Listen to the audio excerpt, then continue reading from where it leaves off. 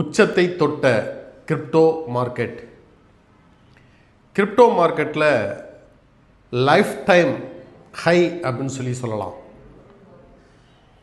கிட்டத்தட்ட 4.2 trillion trade ஆகிட்டுருக்கு இன்றைய தேதியில். இதே கிரிப்டோ மார்க்கெட் 1 இயருக்கு முன்னாடி, ஒரு வருஷத்துக்கு முன்னாடி பார்த்திங்கன்னா 2.08 ட்ரில்லியனில் ட்ரேட் ஆகிட்டு இருந்தது.